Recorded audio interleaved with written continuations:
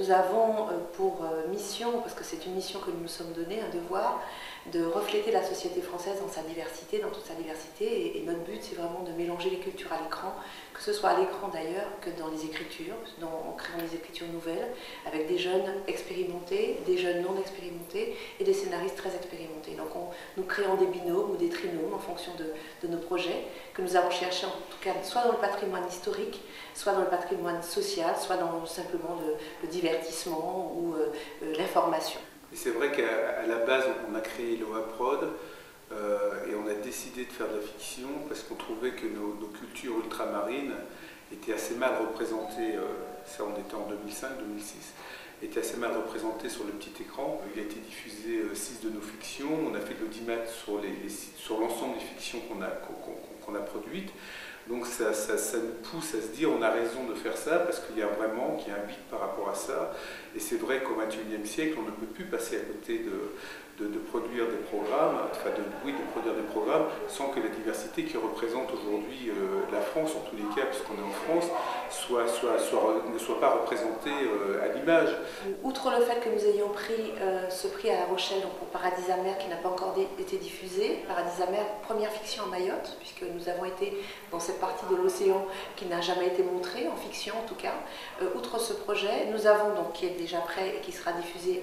l'année prochaine, nous n'avons pas encore de date. Nous avons un projet, donc une fiction qui s'appelle Le Family Show, qui est une comédie totalement festive, mais une fois de plus où nous mêlons des cultures différentes, puisque c'est une famille sino-auvergnate face à une famille afro-antillaise qui vont concourir dans un show où on demande à des familles de se réunir pour avoir un projet commun. Et puis nous avons un 6x52 minutes avec France 2 sur les émigrations. Beaucoup de gens se posent la question de la venue des Antillais en France. Eh bien, nous allons parler des ultramarins,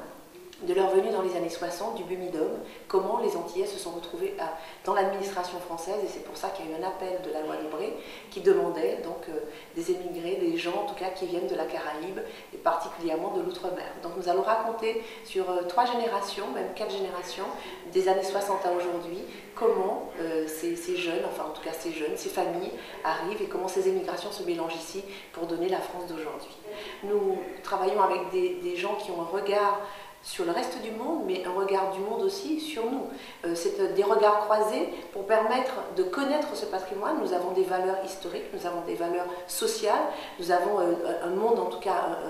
un monde en mutation, nous avons une France qui est en mouvement, et nous avons une France qui a bougé